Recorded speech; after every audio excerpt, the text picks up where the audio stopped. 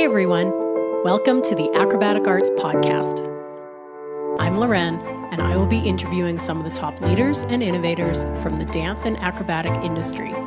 If you are a teacher, performer, student, or a lifelong learner like myself, you are sure to find these episodes intriguing and full of inspiration. Acrobatic Arts is passionate about providing current and relevant information for everyone. So please, sit back and enjoy as we share our passion with you and the world. Today on the podcast, I'm joined by Rachel Bauer, a talented videographer with a passion for storytelling through film. Rachel specializes in documentaries and has a gift for capturing authentic movement and emotion on screen. She's here to share her perspective on filming dance and acro. Let's welcome her to the podcast. Welcome to the podcast, Rachel Bauer. Thank you so much. I'm so excited to be here.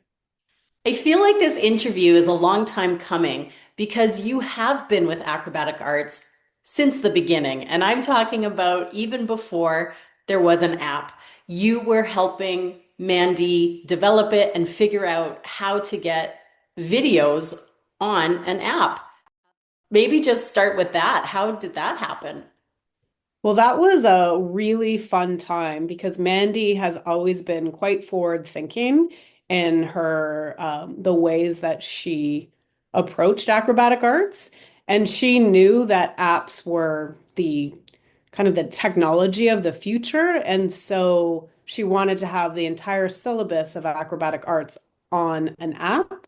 And so we spent hours and hours in her living room just videoing different dance moves, exporting them at different compressions, and to see what was the absolute best for the look of the app and the look of the dancer's moves, as well as what would be functional for the end user.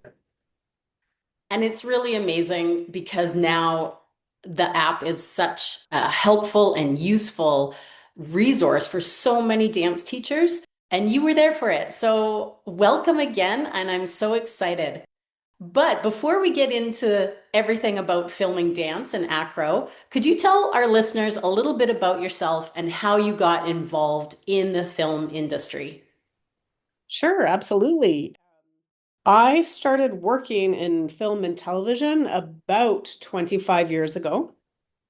I wanted specifically to do camera for documentaries because I love personal stories. I love human stories. I love getting to know kind of the root of people, what drives their passion. And presently, I live in Nova Scotia, Canada.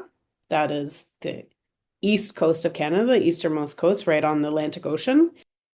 I make a lot of documentaries that are based on the people and the events that are in the Canadian Maritimes. And recently, I just finished production on a documentary for the National Film Board on baton twirling. And that kind of brings us full circle in how I know you, Loren, and how I know Mandy, because I twirled competitive baton twirling until I was about 18. And we all did. So we all kind of grew up together, even though we lived in different provinces.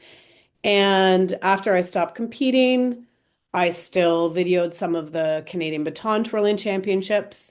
And then when Mandy started her acrobatic arts, she knew that I was in TV and film, and she called on me, thankfully, to help her with the app and back to being in her living room and trying to figure out the best video and the best look for the app. Amazing. And I think it's so fantastic that you've created this baton doc. And I know that you've been trying to get baton in more of the mainstream as much as possible.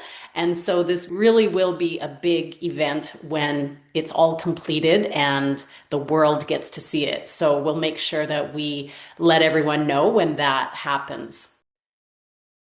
Rachel, let's get into sort of the technical part of videoing. And How do you usually plan for an instructional video project? I feel like planning is one of the most important things, and sometimes people don't do it. They want to just jump right into production because production is fun. So is planning. But the more you plan, the more you can adapt if something goes wrong on the day when you're actually filming. And so I really like to know whatever team I'm working with, I really like to know especially where the video will end up. Because once I know where the video will end up and what it's used for, then I can work with them to decide what cameras, what lighting, if we need audio, and the post-production flow to get the best results. When we're talking about camera setups and lenses, which, I have no idea about what's out there, but what do you find works best to capture dance and acro? There are so many different cameras and there's so many different lenses and there's so many different technical terms. I would probably this isn't going to be very popular. I would try to just kind of forget about that and figure out what you want from that video. And when you figure out what you want from that video, you can decide on the look and the lenses because it will complicate your life to do it in reverse. So, for instance, if you are a dance teacher and you want an audition reel for one of your dance students, I would keep it as simple as possible. I would keep it as wide as you can, but not so wide, but as wide as you can so the dancer is still in frame. And I would have the camera on a tripod. And so the idea is you don't really want to see the camera movements. So it really depends on where your video is going, but I always like to kind of integrate what the camera and the techniques are into what the dance moves is. I don't like to see cameras. I don't like to go, oh, that was a good camera shot. I actually like to see the dancer. And I feel like if you're really looking at where your video is going and you're not kind of trying to put too many camera tricks into it, then you'll have a really beautiful video. I love that you brought up audition videos because I think a lot of our dance teachers, that's what they would be looking for their students. And it makes sense that when you send in an audition video, they want to see the dancer, not edits and wide shots, close shots. I'm just throwing out terms I don't really know, but I love that you gave our listeners that advice. Thank you. And those terms are correct, wide shots and close-ups. Thank you. I have worked with you a bit, so I've been catching on to some of the lingo, but I try. This is a big one for me when I'm shooting with you, but how do you ensure that audio is free of background noise? Audio is really way more difficult than anyone would think. And it's usually the last thing people think of. I have a nice audio kit. So I have three really nice wireless mics and two boom mics, but you're always under the conditions of whatever room you step into. So what I would do is I would step into the room and I would just listen, and then you can hear the hum of the lights or a fan or air conditioning, or you're beside a highway or a fire station. And so then you can turn off as many things as you can that are background sounds like air conditioning, which people don't love when I when I have to do that. But some things you can't control, like if you're beside a highway. There are things you can do in post-production, but I really try to kind of go into a room and listen, turn off everything that I can, put the mic in as, in the spot that I need for the dancer, and then listen. And if something's really bad in the background with audio, you do have to do it again. I prefer to get sound as good as possible on the day. And there are some post-production tricks, but I don't recommend uh, saying we'll fix it in post, especially for audio. So people should really take the time to listen for that. And that's a really good plan because once you get everyone in the studio or wherever you're filming, then you sometimes can't hear that background noise, but then it will come out later when you watch the video and you'll be upset, I think. Yeah, mics are very, very sensitive, which is good because it picks up your voice, but it also picks up the sounds in the room. So yes, correct. And then when we're talking about the cameras that you use, do you prefer the handheld, the gimbal, or just static shots? And then maybe tell everyone what the difference is between the different cameras and why you like what you like. Okay, so in terms of actual cameras, there's so many different cameras. There's cinema cameras, there's DSLRs, there's like full frame camera, there's mirrorless cameras. And so I feel like if you're a camera operator and you're trying to get into this field, you really should pick a camera that you feel comfortable using. And after that, you should pick the style that you feel comfortable using, which relates to the video you want to do, if that makes sense.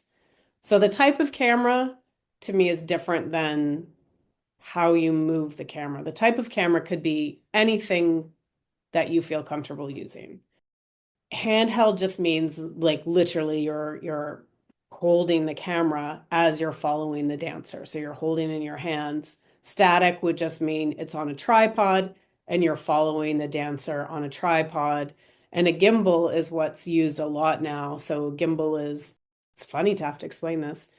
It just smooths out all the movements. So you can walk in and out with a dancer and your camera, once you balance it, the horizon stays correct, like everything just stays perfect.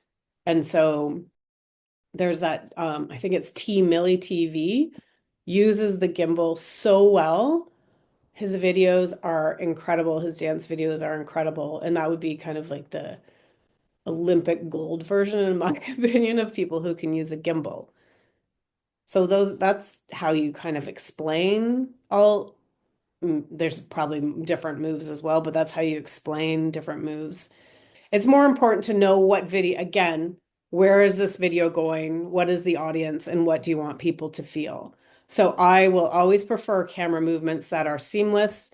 They don't draw too much attention to themselves and the focus is on the dancer and not really the gear. Like I said, you could use any kind of camera. And I also like when the camera is also kind of like choreographed, like the choreography of the dancer. I don't know if that makes sense, but basically, as a camera operator for dance, you are also dancing along with the dancers. I agree. And I think now they're doing so many behind the scenes of the maybe the video awards. We just saw the VMAs and they were showing the rehearsal that went into the performances before they did them. And it does involve the cameras and the camera operators and they're sometimes it looks like they're getting in the way and but when you see it all done, it actually is really professional and done well. Yeah. It's beautiful when it's done well. And then let's talk about some of the effects or the, like when we're talking about using slow motion or real time, how does that change the way that the dance is perceived or the video? My preference, and this is my preference, is to not use slow motion because I like to see the dancer's movement in real time. I would advise strongly, again, going back to the dance teachers, say you're videoing an audition reel, do not put slow motion in there for the audition reel unless who you're sending to, they specifically ask, because people want to see what your dancer can actually do. So if you're doing, a kind of a more experimental video, or if you're doing music video and you have dancers, I go back to like I don't like the camera tricks distracting from the performance. And so if you have slow motion and it's aligned with the choreography or it's aligned with the music and it's used seamlessly, I think it's beautiful. but otherwise, and it can add emotion just when like the beat comes in or the dancer turns in a way, or you know how beautiful dancers are in their movements. And when you use slow motion there or an effect there, it can really highlight the emotion that the dance is trying to create and the choreography is creating. But in general, if camera movements and editing are used used with intention to highlight the dance and highlight the choreography rather than tricks, because there's so many incredible camera tricks, but rather than tricks, so I just want to try this or I just want to try this, then the result of your video will always be stronger because it's also real. And then instructional videos, though, for instructional videos, completely important to have slow motion. Slow motion is queen because you can spot what needs to be improved and you can understand, like if somebody's doing a movement absolutely perfectly, you can show your dancer, this is what it looks like, you know, when they're in a walkover and everything's absolutely aligned perfectly. Acrobatic Arts app has that, like the side by side view. And I think there in instructional videos, slow motion is completely needed. You've done tutorials for acrobatic arts and you have used the slow motion to bring out certain parts that are important for people to learn from. So I guess if you know when to use these techniques, then it can be very effective. Absolutely. And that just comes back to the planning in the beginning and the communication about where you want these videos to go, which comes back to being very important. It's hard to suddenly do slow motion in the middle of production when you've never talked about it, as an example. How important is post-production in media management? Post-production is extremely important. And just speaking specifically for the videos, the instructional videos we do with Acrobatic Arts, you know that we could probably do 40 to 50 videos a day. And you have to have a very structured file management in order to be able to not only edit that effectively. Say you wanted a video, me to pull a video, I have to know exactly where that is. If a video gets renamed and I haven't named it and somebody asks me for it, I have no idea where to find it.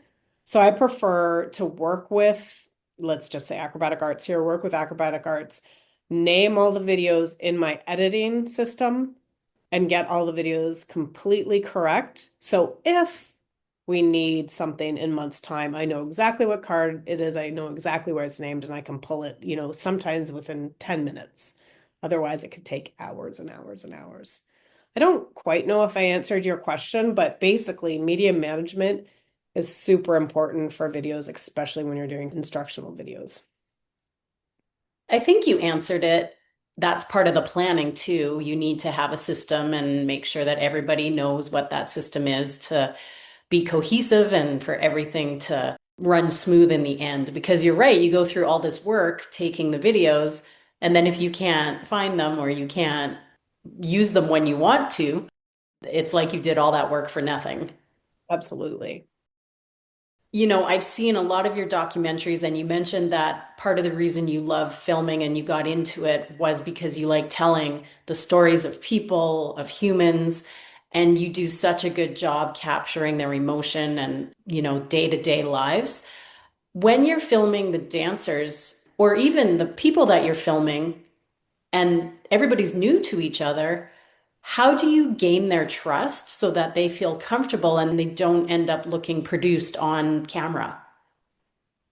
I think that is it's just so simple because it's actually just being a human, just being a kind human, being genuinely interested in whoever's in front of your lens, genuinely caring that they've worked hard, like in terms of dancers, they've worked extremely hard to get to where they want. And it also is a good, it depends, you have to have a really good team, and all your team has to be positive and kind. And because if, you know, the top person in your team is kind of rude, it really shuts down production and it's really, really hard.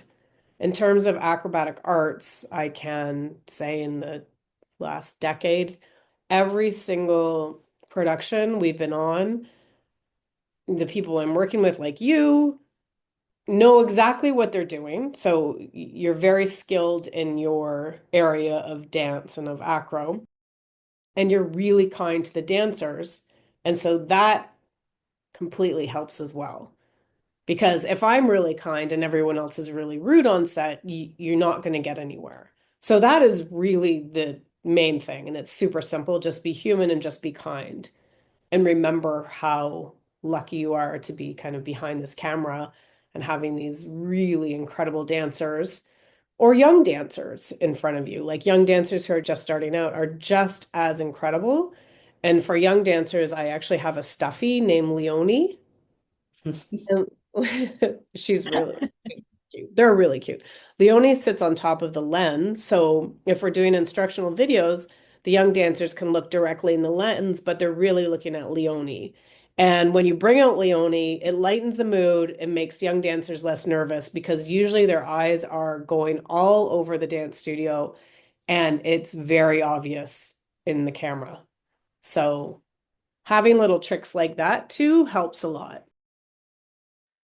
That's fantastic. And I know Leonie, and we just finished filming together, and Leonie was a big help keeping the younger dancers focused on the lens. So thank you for that trick, Rachel. You're welcome. So with all your planning, your super planner, you overplan to make sure that you've covered everything, but we know that unpredictable things happen. How do you deal with something that you can't plan for?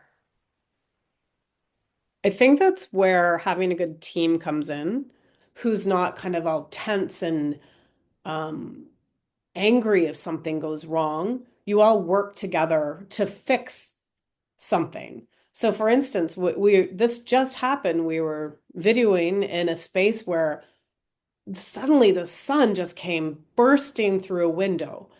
And it just completely changed the exposure of the entire dance studio. And you were the one who thought about this. You said, like, let's just grab one of these acro mats and place it up on the window. So we had Carolyn, who works for Acrobatic Arts. She was just holding this mat, so there was no huge sun coming into the studio. And that was just adaptation on the fly, but that's due to preparing, knowing what kind of video we want, and having really great people you're working with who also can see a situation, not get kind of out of sorts about it and just solve it. It's really fun working like that with great people. So, just before we wrap up, it's been so great talking with you, but do you have any inspiration or advice for anyone who's aspiring to be a videographer and anyone who wants to capture dance or acro on camera? I think it comes down to one word, and that's relax. I could expand on that, but it's actually incredibly important to always just relax and let yourself kind of be one with the environment that you are allowed to film, because it's an honor to be able to capture people. It's an honor. Fantastic, Rachel. I love that. We should make a t-shirt. Be human, be kind, and relax. Absolutely. I would wear it. I know you would. Rachel, it has been fantastic talking with you, and I feel like you've given everyone lots to think about when they're filming dance and acro. Thank you so much for being on the podcast today. Thank you so much. It's been really fun.